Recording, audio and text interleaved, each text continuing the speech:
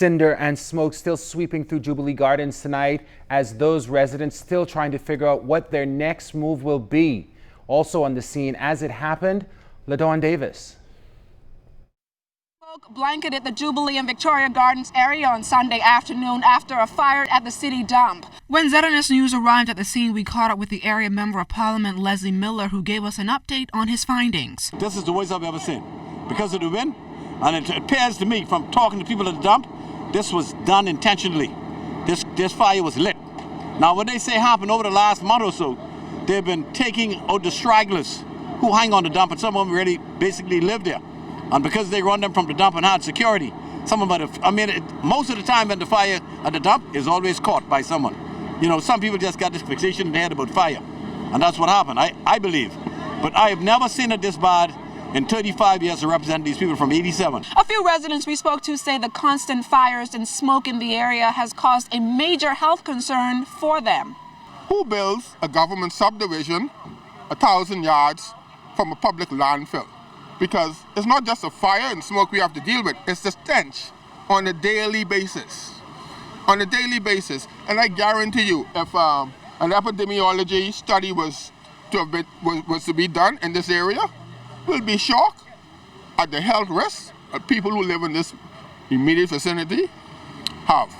My daughter went and got the policeman to make me leave because I was trying to wet the grass behind my house.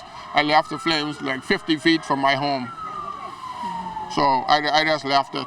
There's nothing I can do. I spoke to a fireman, and he told me that I guess what is pretty obvious to everyone.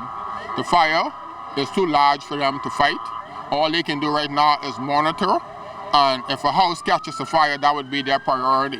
But as far as extinguishing that fire, they say they don't have the capabilities, and as you can see, the challenge with the high winds and the size of the blaze. I don't know how many engines are working, but right now, it's really in the hands of God. I have respiratory issues, like all of my sinuses and sometimes I even get, anyway, nonetheless, the dump is too close. The dump is too close to us, and it's an issue that needs to be resolved. Sooner or later, I believe that we as a community, we have to come together to combat this, because people's houses are being threatened. People's lives are being threatened. Bottom line, it needs to be moved. It can't stay amongst the relatives, amongst the people in the area. Talking about health concerns. Well, obviously the smoke, I have on the mask, so it's really bad. This is the worst it has ever been. And it could get worse because smoke and fire is a bad combination regardless. There are a lot of people in the area, old people, that are actually in their homes right now, and who knows what's happening to them right now. Some children have asthma. Those who have asthma, we ask them to please evacuate the church and to please leave immediately. And so the bus has taken all those who's asthmatic, and they're now on their way home. It had to be, service was already out. I think it was around 1:30. We already completed service, but most members like to sit around and just enjoy themselves with one another. And so, but we recognized that a fire was brewing. The windows were open, and so we were smelling the smoke. And so immediately, once we recognized that, we alerted the authorities immediately. Director of Fire Services Superintendent Walter Evans says his mandate is to ensure that all residents get some relief. He says more than a dozen of them had to be evacuated. This fire was ongoing. We have had several other fires going on simultaneously. We have had a fire which took place in the Washington Street area, and there was a home which was destroyed. One home was extensively damaged, and then there was another fire at the same time which is ongoing in the Farrington Road area.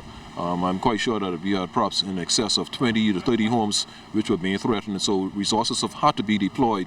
As you can see here, this fire here in the Jubilee Gardens area is of major proportion.